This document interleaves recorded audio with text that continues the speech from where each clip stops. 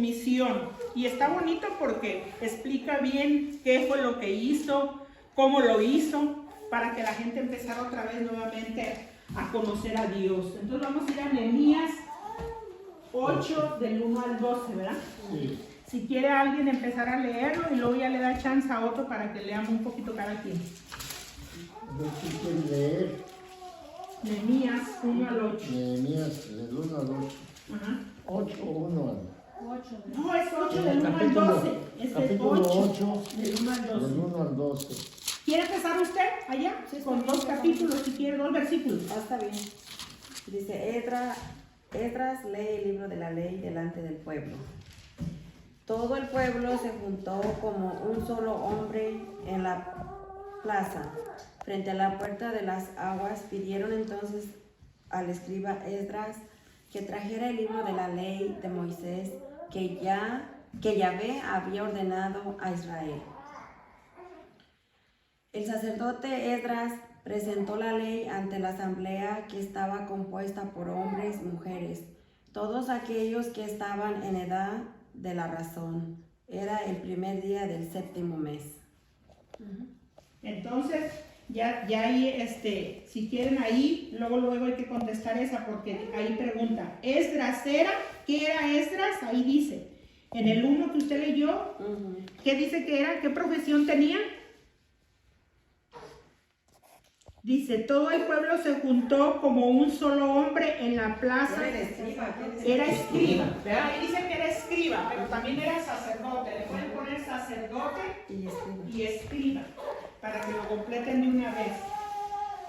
Yo solo le puse escriba. Ok. Ahí dice, mire, en el número 2 dice, el sacerdote Esdras presentó la ley a la asamblea. O sea, ahí nos confirma que era sacerdote, pero también era escriba. ¿Cuál es la diferencia entre sacerdote y escriba? Escriba es, yo me lo imagino que pues escribía. Sí, él conocía la ley, por eso acuérdense, él conocía y podía traducirla. De un libro a otro él podía hacer eso, porque esa era su profesión, escriba. Pero el sacerdote, él no se podía nombrar sacerdote. El sacerdote los nombraba Dios, como se hace ahora. Dios elige.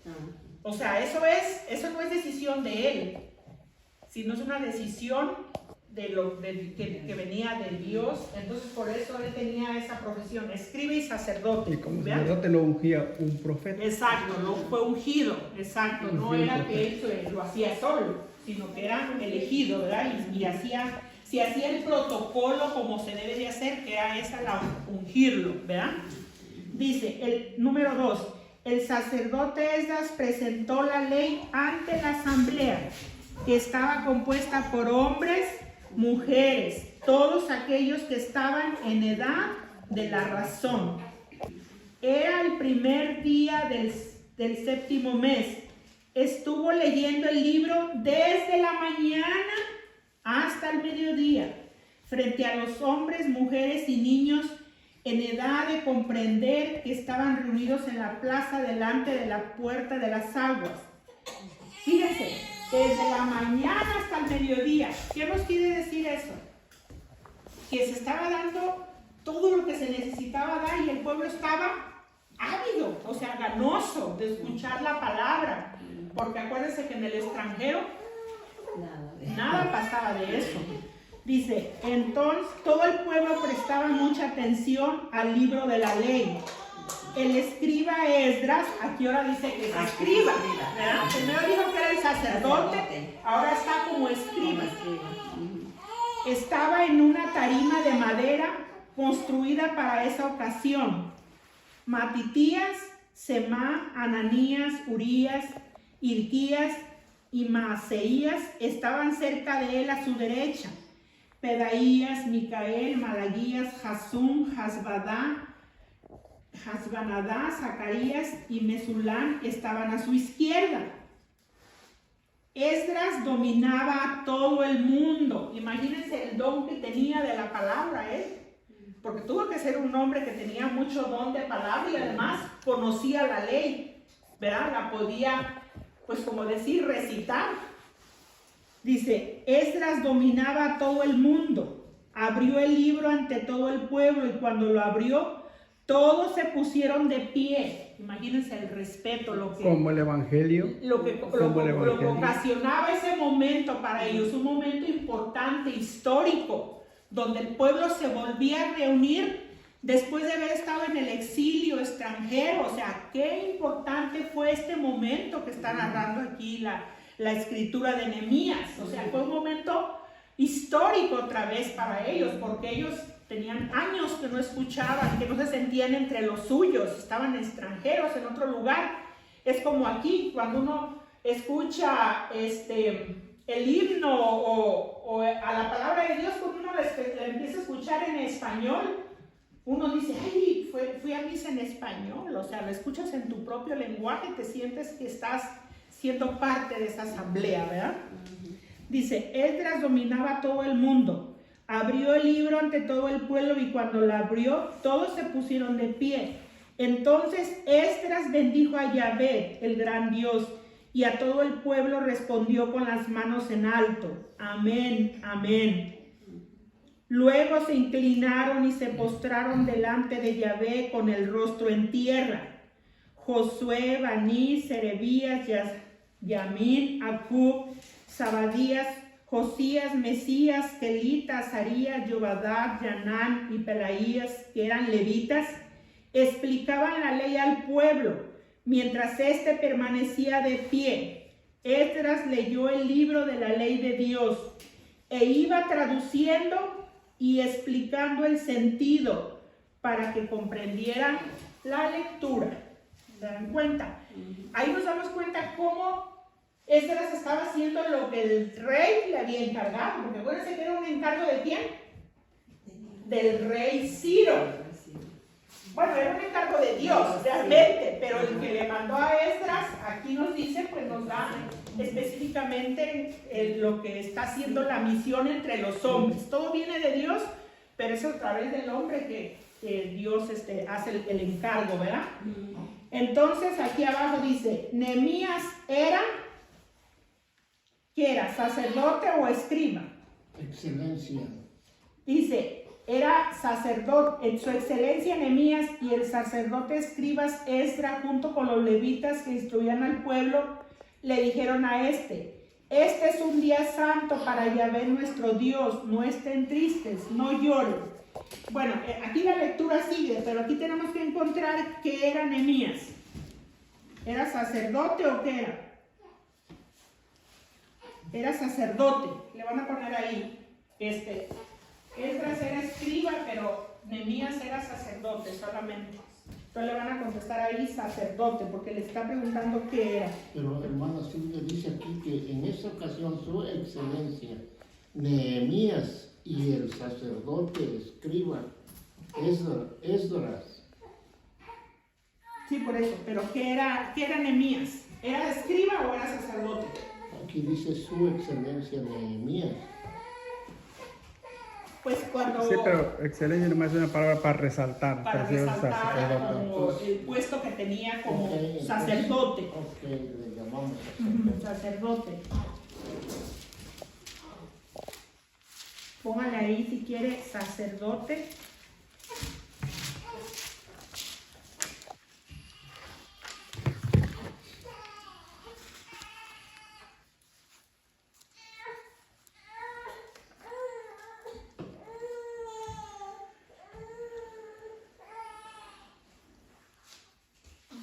Ok, ahora vamos a ir a la otra página, 33. Dice, nace el judaísmo. Con el regreso a Jerusalén de parte de los desterrados en Babilonia, no renació el reino del sur. Más bien, el antiguo reino del sur quedó como una provincia dirigida por un gobernador que dependía de un rey extranjero. Vamos a explicar un poquito esto. Acuérdense que entonces Ciro los hace regresar, ya están aquí en Jerusalén, pero acuérdense que todavía ellos no tienen, como decir, un reino, no son un reino ya, son como una provincia, dice ahí. Significa que ellos, a pesar de que ya regresaron, ellos todavía dependían de otro rey que no eran ellos. Entonces, ¿cómo funcionaba esto? Significa que ellos al regresar todavía tenían que depender de ese otro reino. Y entonces el pueblo de Israel, al darse cuenta de eso, pues ya regresaron, ya están felices. Perdón, Nehemías era exgobernador de Judea. Entonces por eso le dice excelencia, ¿verdad? Entonces no es sacerdote, No. pero entonces es como un antiguo, cuando los llevaron, sin duda como perdían la batalla, los llevaron allá y después regresó y venía. Ok, con ellos, entonces como hay que exgobernador. ponerle ahí, si quiere le borran, entonces ahí póngale que él era como un Exgobernador. como un exgobernador. Que Póngale ahí. fue, pero ya no era. Pues sí, ya que estamos aquí en el asunto, de una vez aclarando, Sí, no, ¿verdad? sí, Así no hacemos cosas que no deben de hacerse. Tenía razón, don. sí. Por eso Hermano, me estaba diciendo, ¿verdad? Sí, Pero sí. porque andaba yo más perdida. No, está usted muy bien porque esto está muy bien. Ok, entonces dice, una vez perdida la independencia política, el pueblo judío trató de organizarse a nivel interno. Fíjense, esto es bien importante, que entendamos por qué surgió el judaísmo. Porque ellos, al darse cuenta que llegaron a Jerusalén, como decía, no tenían ellos como un rey. Entonces ellos estaban juntos, estaban con sus mismos hermanos de sangre, pero no eran, políticamente ellos no tenían un rey, no tenían autoridad. Alguien podía seguir manejándolos. Entonces ellos querían estar fuertes, como diciendo, ¿y ahora qué vamos a hacer? No tenemos rey, pero dependemos de aquel. Entonces ellos querían tener una autoridad propia. Entonces lo que hacen es que se unifican, se organizan, y a partir de ese momento que se organizan, dice, están acompañados del Sanedrín o Consejo de Ancianos, teniendo como centro su vida religiosa. O sea, ellos ya no se mezclan con nadie, ahora quieren empezar a ser otra vez el pueblo que había salido. De hecho, si ustedes se fijan en Esdras, hay una cosa bien curiosa que pasa ahí. Muchos se regresaron, pero venían casados con otras mujeres que no eran israelitas. ¿Y saben qué hicieron? Para poder volver a unificar el pueblo de Israel. Por eso hasta hoy los pueblos judíos no se mezclan. Ellos siguen solamente su propia raza. Desde ahí surgió eso. Desde Esdras, si ustedes van a Esdras, empezaron a buscar, ok, tú vives con un extranjero, estás en la lista. ¿Tú también? ¿Usted también? Los anotaron a todos. Y cuando ya se dieron cuenta que los detectaron quienes vivían con un extranjero que no era israelita, les mandaron a sus mujeres de regreso, con todos los hijos, para que el pueblo volviera a quedar solamente la raza, que era pues como la raza judía. Entonces por eso yo creo hasta ahorita, desde ahí, nos damos cuenta que el pueblo de Israel sigue siendo, ¿cómo dijéramos? Como bien fiel a esa promesa de no mezclarse con otras razas. Y ustedes lo pueden ver en Esdras. Aquí en Esdras. Y hacen muchas cosas. Ahorita, por ejemplo, los musulmanes, ¿qué hacen cuando ellos oran? Se tiran a tierra, ¿no? Frente a tierra, con lo que pasó cuando estaba leyendo Esdras, la ley de Dios. Dice que se tiraron con la frente a tierra. Y ellos, los judíos, bueno, los musulmanes, ellos siguen haciendo eso. Cuando oren, hasta el piso. Bueno, aquí dice, después de eso se me acercaron los jefes diciéndome, el pueblo de Israel, los sacerdotes y los levitas no se han separado de todos esos pueblos cananeos, hititas, pereceos, jebuseos, amonaitas, moabitas, egipcios o amorreos, cuyas prácticas son abominables. Han tomado a sus hijas para ellos y para sus hijos, y la raza santa se ha mezclado con los pueblos del país. Los jefes y los responsables han sido los primeros en pecar de ese modo. Entonces aquí miren, en este versículo, desde el 18, dice, todos estos se habían casado con mujeres extranjeras y los mandaron de vuelta con sus hijos. Aquí está toda la lista. Y si ustedes se dan cuenta, lo que leí antes está hablando de eso, de que la raza santa, dice ahí, se había mezclado. Por eso tuvieron que sacar a todas esas mujeres. ¿Por qué? Porque ellas tenían costumbres paganas, acuérdense. Seguían adorando a Dios. Eso es como ahorita. No, tal vez sea burdo el ejemplo, pero ¿qué pasa cuando se casa un católico con una persona protestante? Divorcio seguro en el futuro. Es difícil llevar esa relación, porque cuando los hijos nacen, ¿qué pasa? A veces la mujer, si es protestante, no quiere que se bautice desde niño. Entonces es lo mismo que estaba pasando aquí, o sea, por eso estaban viendo pues esa situación del pueblo de Israel. Entonces ahora lo más importante de aquí es ver cómo surgió el judaísmo. El judaísmo surgió a partir de este momento, porque al regresar el pueblo ya no tenía identidad, ya no tenían reino. Entonces ellos sabiamente empezaron a saber que ellos eran el pueblo elegido de Dios, que empezaron a purificar la raza, sacar a todas las mujeres, todo lo que significara paganismo, y entonces todo eso se concentró y en darle el poder al Sanedrín, que el Sanedrín representó ser la autoridad religiosa y política para ellos.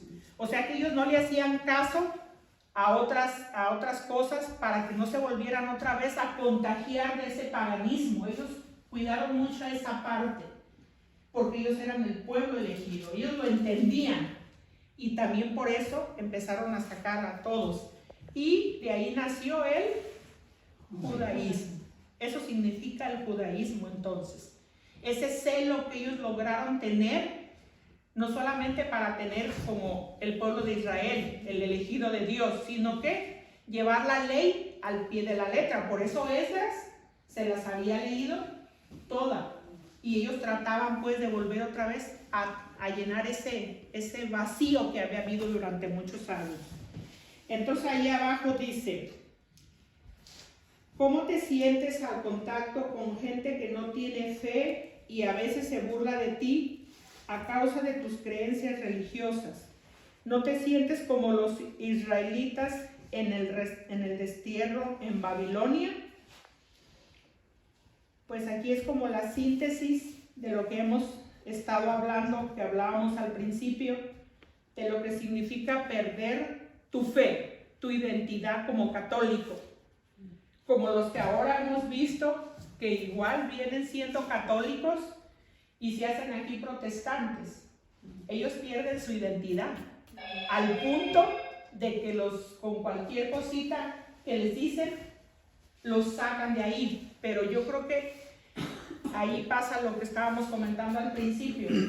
Cuando tú pierdes tu identidad, cuando tú no conoces en qué estás, que estás en tu iglesia, en tu religión, pero tú estás como al aire, no estás firme, no tienes raíces. Cuando uno tiene raíces en algo, ¿qué pasa?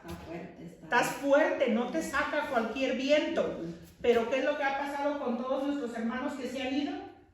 Que su raíz estaba muy débil. Vienen aquí, les cambian, les ponen otra idea diferente y ellos la abrazan. ¿Por qué? Porque acá estaban como muy débiles. Entonces cuando está uno débil, cualquier persona que te quiere cambiar, te lleva.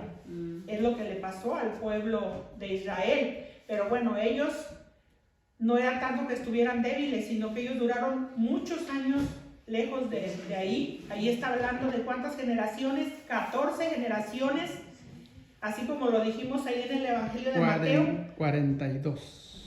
No, pero en Babilonia solamente habla de 14.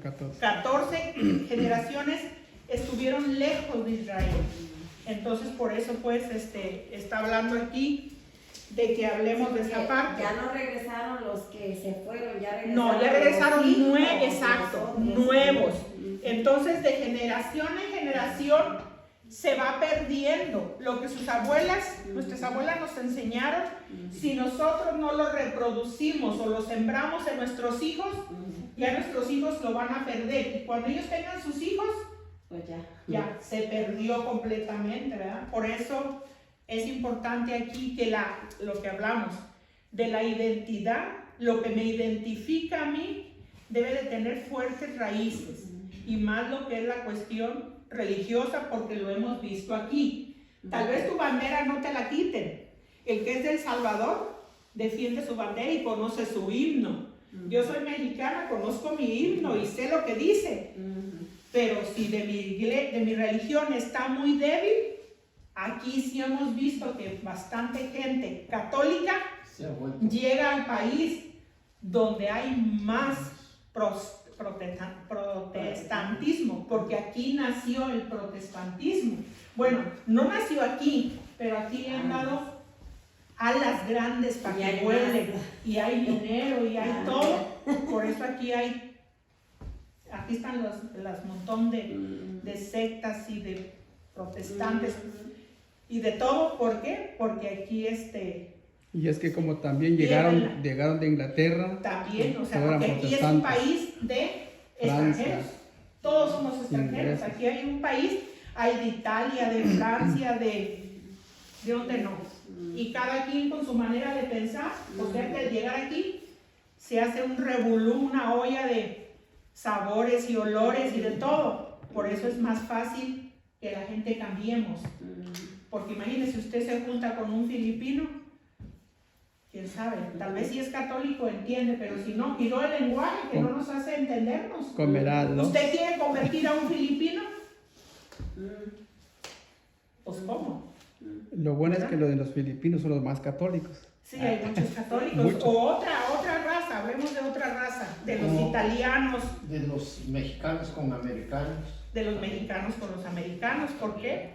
Porque la gran mayoría de americanos no son católicos, son bautistas, pentecostales, entonces son otras. Entonces aquí no entendemos bastante bien todos lo que significa vivir en un país multicultural, donde cada quien tiene su identidad. Y es bien difícil, por lo mismo del idioma, usted poderle transmitir sus valores culturales a sus hijos. Y es lo que pasa con nuestros hijos. Yo creo que nuestros hijos son los más bombardeados. Porque tú no fuiste a la escuela, ahí no te bombardean. El protestante llega hasta tu casa o en tu trabajo te empieza a trabajar. Siéntate con un protestante y rapidito él sabe a lo que va. Pero nuestros hijos en la escuela sí. Pues sí, porque cuando le digo, cuando sus raíces son fuertes, sí. Pero a mí me ha tocado que trabajar con mero, ¿cómo se llaman? Esos de las religiones, ¿cómo se llaman estos? Pastores, con pastor me ha tocado que trabajar a mí. Pero bendito Dios, nunca, yo le dije desde el principio, va a ser aparte de nuestro trabajo, cuando usted tenga ganas y haya oportunidad, podemos platicar, compartir la palabra. Pero mira, bien a todo dar nos llevamos. Con una hermana que sí, que también era pues protestante, pero esa, yo le dije, pero ella, en lo que ella podía, me atacaba. Y me atacaba. Y yo, no pues hermana, y así le decía, yo no pues hermana, no hay que hablar de eso. Para tratar de pelear como hermanas. Porque ellas son más veces, tengo mi hermana también, una hermana de sangre que también igualito. Y también le dije yo, no, aquí no, vamos, yo respeto la tuya, tú respetas la mía, podemos compartir, tú traes tu Biblia, yo saco la mía. Pero cuando tenga tiempo, no tengo tiempo, le decía yo. Pero sí, si la lleva y si no, se sentamos a veces y platicamos. Y hasta ahorita no nos hemos agarrado y que esto y que el otro.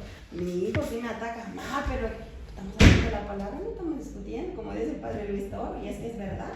Nada más que pues ellos ya ven que siempre ellos ya traen lo que van Sí, ellos tienen su propia estrategia Ajá. para atacar, para convencer. Y primero, lo primerito que ellos saben es suplir su necesidad emocional. Ellos llegan y, ¿cómo estás? Y si ellos ven que tienes una necesidad emocional, ahí te agarraron. Y si tú estás sensible en ese momento, a veces uno se deja llevar por la emoción, no por la razón. Depende. No, porque si en ese momento tú necesitas que te apapachen y ellos llegan y te apapachan, pues ya por ahí ya te ganaron. Entonces ya si tú no tienes nada aquí, ya, ¿verdad? Sí. Porque entonces ellos empiezan que no, que mire, que te voy a ayudar y empiezan a brindarle muchas ayudas, hasta económicas. Entonces ya la gente empieza como a entrar en esa estrategia que ellos tienen y se empiezan a sentir comprometidos y ya no te los puedes quitar, y ya ellos cada vez que van ellos ya van sobre una meta. Empecé aquí y llego a esta meta. Y nosotros como católicos no tenemos esa meta, no tenemos esa estrategia, y muchos no conocemos la palabra, porque mejor lo que hacemos es cerrarle la puerta a la persona y decirle no vengas, o ser grosero, o quedarte callado, y como cada vez que te quedas callado ellos aprovechan para empezar a entrar ahí como los tentáculos. Pero normalmente te atacan donde dice que María tuvo a su hijo, y donde dice que estuvo los apóstoles, te buscan tu hermana y tus hermanos y tu madre y tus hermanos. Y si de verdad uno está sin conocimiento, sí te llevan. Y de ahí para adelante empiezan a decirte, y ya ves como si María tuvo más hijos, y a veces que son personas como principiantes, y empiezan a decirle a uno que a mí me enseñaron el rosario desde que estaba yo no me acuerdo cuándo. Entonces dice, y María tuvo más hijos, y se dice que María es bueno, hasta 4 letras. Y yo le dije, bueno, si vamos a hablar mal de la Madre de Dios, mijita, párale ahí. Primero que nada, eres mamá. ¿De quién es ese niño que tú traes? Es mío. ¿Te gustaría que tu hijo hablara desde ti? Dijo, no. ¿Te gustaría hablar mal de tu mamá? Por ejemplo, si se le supo por ahí algo malo, pues, ¿sí? Porque ¿qué diríamos? ¿Qué era? Una, como tú dices, prostituta. Dijo, no. Le dije, entonces, ¿tú crees en Jesús? Sí, porque Él es el creador de la vida, Él es el que vino a morir por ti. No, María no murió por ti, no. Pero una madre no muere por ti. Cuando diste a luz a tu hijo, ¿qué pasó? Así. Dijo, no. Diste la vida también, arriesgaste tu vida. María arriesgó su vida, María arriesgó su honorabilidad como mujer, como niña, ante una comunidad que atacaba a una madre soltera. Y las mataban. La mataban a piedras, la lapidaban. Y apedreaban, ¿verdad? La lapidaban a piedras, a pedradas. ¿Qué pasó? Cuando tú aprendas a respetar a María, la Madre de Dios, vienes y me predicas. Así de fácil. Punto. No te voy a correr. Mis puertas van a estar abiertas para ti. Y cuidadito porque traes un niño enseñándole a hablar mal de la gente. Y no de cualquier gente, porque María no es cualquier gente. María es la Madre de Dios, del que tú estás predicando del que tú estás diciendo, que dio la vida por ti, que pagó con sangre tus pecados, mis pecados. Exactamente, ¿verdad? Y nosotros sabemos Nunca pues, más volvió mi niña. sabemos pues que ahí uno se da cuenta tu identidad. Esa es tu identidad y la tienes que defender. Y a veces nosotros creemos que la fe no se defiende y por eso mucha gente se queda callada y nos quedamos callados porque no tenemos esa raíz. No necesitas conocer mucho la escritura, porque al final de cuentas ellos no la conocen, solamente tienen ya su decálogo. 10, con estas 10 son las barajas que yo traigo. Y lo único es, como dice, es que si usted le da permiso, él ya lleva su diálogo y su estrategia, ¿verdad? Y entonces si usted no le para en seco, otra de las cosas es que ellos quieren tener el papel protagónico. Yo vengo y te predico porque yo soy el único que sé. Y ellos creen eso, que todo el mundo es ignorante fuera de ellos, a pesar de que solamente se saben esos 10 pasajes de memoria, ¿verdad? El resto de la escritura ni la conocen porque no son capaces ellos de ir más allá, porque solamente pues lo que les dice alguien más, o sea, tienen esa manera de trabajar, ¿verdad? Porque uno se da cuenta que no conocen la Biblia, solamente conocen sus 10 barajas que traen, y con esas 10 barajas siempre juegan al mismo juego, y si ya tú les das la oportunidad de que ellos hablen, ellos quieren enseñarte, pero ellos no quieren dejarse enseñar. Normalmente quieren enseñar, pero no quieren que nadie les predique, ¿verdad? Quieren orar por ti, pero si tú les regresas la moneda y le dices, voy a orar por ti, ahí no quieren saber nada. Los testigos de Jehová me estaban visitando y los recibí. Y me dijeron, voy a orar por ti. Le dije, yo mejor oro por ti, por mí. Y yo inicié la oración. Y mis hijos estaban a mi lado. Después me dijo, pues ya estás lista para que te llevemos a bautizar.